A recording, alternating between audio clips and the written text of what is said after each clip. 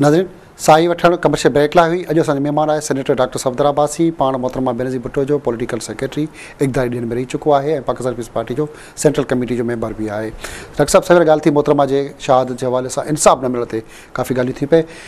अदलिया भी है, सुप्रीम कोर्ट भी है, चीफ जस्टिस पाकिस्तान पाण मुरादो नोटिस वठे तो पियो, पर मोहतरमा बेनज़ीर भुट्टो हेड़ी वरी लीडर दुनिया की आलमी लीडर उनके लिए पाण मुरादो नोटिस अॼु ताईं कोन थो वञे। FIR जी उहा भी अॼु ताईं प्रॉपर तरीक़े से कोन कटी वही आहे। सवेर मूं ॻाल्हि कई तो मोहतरमा बेनज़ीर भुट्टो जे शहादत के वक्त उन गाड़ी में खुद मौजूद हुआ। उहे सब माण्हू जी गाड़ी में मौजूद अखियुनि ॾिठा जेके गवाह आहिनि, अखियुनि ॾिठा शाहिद आहिनि, उन्हनि खे हटायो थो वञे त मुख़्तलिफ़ जेके इदारा आहिनि उहे ख़ामोश आहिनि। छा सबबु आहे? मां इहा ॻाल्हि चवां थो हिन महिल जेका ॻाल्हि थिए पई भुट्टो साहब कंटिन्यूटी में, मां उनखे थोरो मूंखे यादि जारी रखंदो। हिन महिल इहो वॾो सुवालु आहे।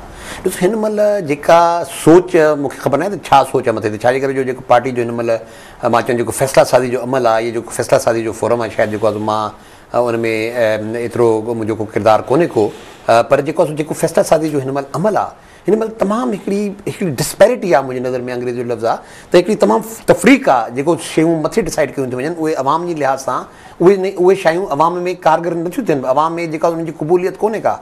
हिन महिल मत जे तव्हां मोहतरमा जी शहादत जे हवाले सां जेका बि सोच आहे मथे, मूंखे ख़बर न आहे छा सोच आहे, छो आई आहे, इहो जवाबु हुनखे पाण खे ॾियणु खपे। इहो ज़रदारी साहब खे पाण खे जवाबु ॾियणो खपे। वज़ीर आज़म साहब अवां बि सोच सम्झो था, ख़ुदि वज़ीर आज़म हाउस में ॿ दफ़ा अवां ख़ुदि रही चुको आहियो। उन इक़्तिदारी जेके वाॻे धड़ी उन सोचुनि खां ख़ुदि वाक़ुफ़ आहे। छा सोच आहे? मां हुनखे कंप्लीट कयां ॻाल्हि खे। तो उन में बुनियादी तौर ते हुननि खे इहो जेका हिन महिल सोच अवाम जी आहे, जेका उन्हनि पाकिस्तान पीपल्स पार्टी जे कारकुननि जी जेका सोच आहे, जेका पाकिस्तान पीपल्स पार्टी जे जेका सपोर्टर्स आहिनि, जेके लाॻापियल आहिनि, जिन माण्हुनि साल पाकिस्तान पीपल्स पार्टी सां गॾु हलिया आहिनि, उनखे वोट ॾिना आहिनि, उनखे सपोर्ट कई अथऊं, उनखे जेको आहे सो पंहिंजो पघर पंहिंजो रतु ॾिनो अथऊं, उन्हनि जी सोच में ऐं मथी सोच में मुंहिंजे नज़दीक तमामु वॾी तफ़रीक़ आहे। जेका सोच मथे आहे उहा हिन महिल ताईं त सिधी सी ॻाल्हि साम्हूं अचो न, त हिन महिल ताईं अञा ताईं जेको आहे तव्हां ख़ैर जे तव्हां इहा बि ॻाल्हि असां तस्लीम कयूं त बाबा जेके इन्वेस्टिगेशन थी आहे हिन महिल ताईं उहा दुरुस्त थी, जे इनखे बि तव्हां तस्लीम कयूं त उनजे हिसाब सां बि त को थो चालान किथे केस दाख़िल थिए, का FIR किथे कटिजे, घणो FIR बि उन ते असां हलूं जेका FIR जनरल मुशर्रफ जी हुकूमत दाख़िल कई। उनखां पोइ जेका इन्वेस्टिगेशन थी पंहिंजी हुकूमत 2.5 सालनि खां आई आहे। यूनाइटेड नेशंस जी रिपोर्ट हेॾी सारी आई। यूनाइटेड नेशंस जी रिपोर्ट तमामु क्लियरली हिन ॻाल्हि खे चयो त बाबा हिन ॻाल्हि खे अञा फर्दर तव्हांखे असां हीअ ॻाल्हियूं ज़रूरु कयूं था पिया त पर हीअ हुकूमत पाकिस्तान जो फ़र्ज़ु आहे त उनखे हिकिड़ी क्रिमिनल इन्वेस्टिगेशन करे, उन क्रिमिनल इन्वेस्टिगेशन जे नतीजे में को प्रॉपर चालान फाइल थिए कि प्रॉपर जेके माण्हू जिन खे तव्हां करणु था चाहियो, अक्यूज़ करणु था चाहियो, उनखे अक्यूज़ करे उन हिसाब सां तव्हां उनजी बाक़ाइदा हिकिड़ो मुक़दमो हले। अॼु ताईं 2.5 सालनि खां पोइ बि जेको आहे सो माण्हू अवाम जनरली ऐं एक्चुअली कमु हुकूमतुनि जो आहे, इहो मुंहिंजो ज़ाती कमु, इहे ॻाल्हियूं हुकूमतूं कंदियूं आहिनि त बाबा उनखे किथे चालान फाइल करिणो आहे। या इहा बि ॻाल्हि जीअं इन लिहाज़ सां वठिजे त बाबा आया चीफ जस्टिस साहब खे हिनखे सूमोटो नोटिस वठिणो आहे या न वठिणो आहे, त हिकिड़ी बुनियादी तौर ते अल्टीमेट जेका इन्वेस्टिगेशन आहे उहो हिकिड़ो प्रॉपर प्रोसीजर आहे न। उन प्रॉपर प्रोसीजर खे छा असां फॉलो कयूं? जी रिपोर्ट मां मुतमिन आहियो या न? सॼी रिपोर्ट आई आहे जंहिंमें ख़ुदि अवां जा बयान बि शामिल आहे, उन में परहेज़ मशरफ खां वेंदे मुख़्तलिफ़ माण्हुनि ते आङुरियूं खयूं वयूं आहिनि, त इनखे कीअं था ॾिसो? यूनाइटेड नेशंस जी रिपोर्ट मुंहिंजी नज़र में हिकिड़ी जेके माण्हुनि जे ज़हननि में ॻाल्हियूं उनखे हुन कंपाइल करे हिकिड़ी रिपोर्ट जी फॉर्म ॾिनी आहे।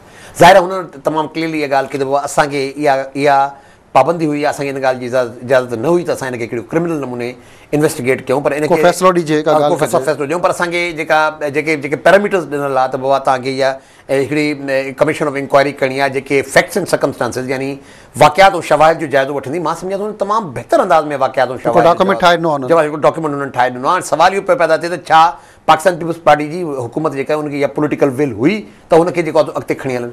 मुंहिंजी नज़र में उते अञा ताईं अॼु तक़रीबन मार्च अप्रैल 2010 में जेका इहा रिपोर्ट आई आहे, अॼु असां तक़रीबन 6 महीना गुज़री रिपोर्ट आई। जॾहिं इहा रिपोर्ट आई त मुख़्तलिफ़ जेके असांजी हुकूमत वेठल माण्हू उन्हनि त इहो पियो सोचियो त 6-7 साल 10 साल पोइ ईंदी। उन्हनि ख़ुदि उन्हनि खे लिखत में मोकिलियो त तकी रिपोर्ट कीअं आई आहे। इन मामले खे कीअं था ॾिसो त इहो कहिड़ा माण्हू आहे जिन उन रिपोर्ट खे वेलकम न कयो, उल्टो उनखे चयो अञा लेट रिपोर्ट अचे, इहो छा सबबु? जॾहिं शुरू में इहा रिपोर्ट आई त उनखे वेलकम कयो आहे बाक़ाइदे Pakistan Peoples Party core committee जी रिपोर्ट पंहिंजो अख़बारनि में पहिरियों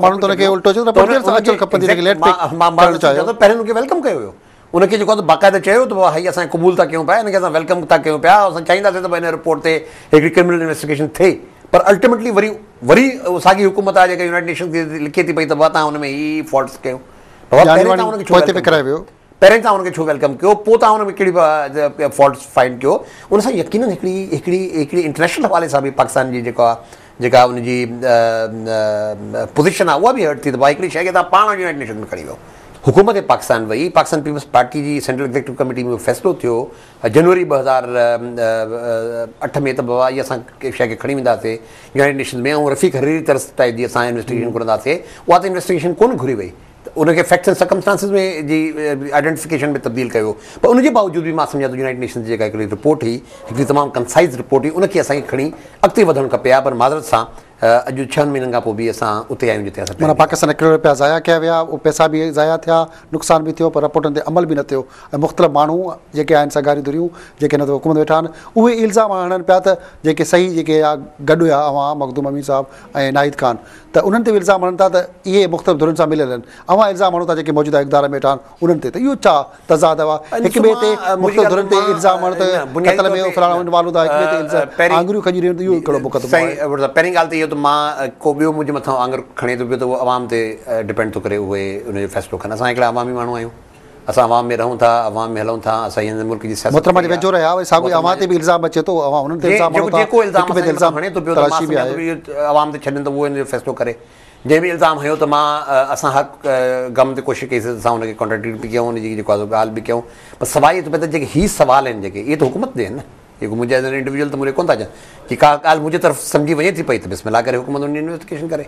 असां त कॾहिं असां त पहिरें ॾींहं खां वठी जेको आहे हिन ॻाल्हि थियो आहे त तव्हां इन्वेस्टिगेशन कयो, शुरू असां खां कयो।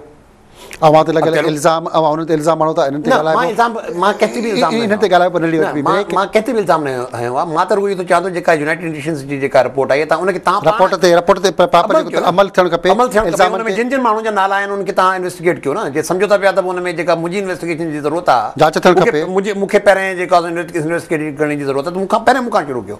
मां कॾहिं जेको आहे हिन ॻाल्हि ते कयो, मां कॾहिं जेको आहे पंहिंजो गुज़िरिया 2.5-3 साल में इल्ज़ाम कोन्हे, इहे त शयूं जेके साम्हूं मौजूदु आहिनि न, उन मौजूदु शयुनि खे जेको आहे सो हा ज़दाई सां एतिरो ज़रूरु मुंहिंजो इख़्तिलाफ़ बि आहे। मां बार मां का ॻाल्हि जेको आहे लिख छिप में न कई आहे, जेको आहे मां जेका ॻाल्हि चैनल्स ते कंदो आहियां, मां प्राइवेटली बि हुनखे इहा ॻाल्हि जॾहिं बि मीटिंग में मूंखे मौक़ो मिलियो त मां चवण जी कोशिशि कई त तव्हांजो फ़ैसिला साज़ी जो अमल ई कोन्हे को, कहिड़ो तव्हांजो फ़ैसिला साज़ी जो अमल आहे? तव्हां अॼु मूंखे को पार्टी जे अंदरि इहो ॿुधाए मुख़्तलिफ़ इशूज़ ते, हीअ त हिकिड़ी ॻाल्हि आहे, हीअ तमामु इंपॉर्टेंट ॻाल्हि आहे। मां बिल्कुलु इन ॻाल्हि ते क्लियर आहियां त मोहतरमा बेनज़ीर भुट्टो साहिब जी इन्वेस्टिगेशन खां सवाइ जे पाकिस्तान पीपल्स पार्टी हुकूमत ॿाहिरि थी अचे पई ऐं मोहतरम जेके बि इक़्तिदार में वेठा आहिनि इहे ॿाहिरि ईंदा त जेका अवाम जे अंदरि हुननि जे ख़िलाफ़ु जेका शइ बिल्डअप थिए थी पई उहे अचण वारनि मूंखे पाण ख़बर पइजी वेंदी। मां हिन ॻाल्हि ते बिल्कुलु क्लियर आहियां। सुवाल इन जे अलावा बि जेको हा मां एतिरो ज़रूरु चयो आहे त बाबा असां आफ्टर हिकु पार्टी आहे, असां हिकिड़ी सियासी जमात जा मेंबर आहियूं, असां कंहिंजी ज़ात सां एफिलेटेड कोन आहियूं। जीअं शेख ज़ुल्फ़िकार अली भुट्टो या शेख मोहतरमा बेनज़ीर भुट्टो साहिबु हिन पार्टी जा लीडर हुया, त उहे लीडर हुया, इनखे जो उहे लीड कनि पिया, उहे इन ॻाल्हि भुट्टे साहिबु पाण खे डी क्लास करे हिकिड़े यानी तमामु हिकिड़े वॾे तबिके में शामिल जेको शख़्स हो पाण खे डी क्लास करे पंहिंजे अचे आइडेंटिफाई कई पंहिंजे अवाम जे ग़रीबनि सां, हारियुनि सां, मज़दूरनि सां, रिक्शे ड्राइवरनि सां ऐं घोड़े गाॾी वारनि खां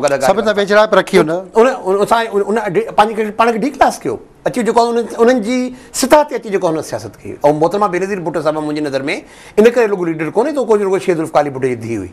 मोहतरमा जी सियासत ते इख़्तिलाफ़ात ते ॻाल्हाइबो, पर ब्रेक थियो वक़्तु आहे। नाज़रीन, अॼु असां महिमान आहे सेनेटर डॉक्टर सफदर अब्बासी, साण सां खोड़ सारियूं ॻाल्हियूं हलनि पियूं सिंध जे मुक़दमो में, पर वठणी आहे ब्रेक।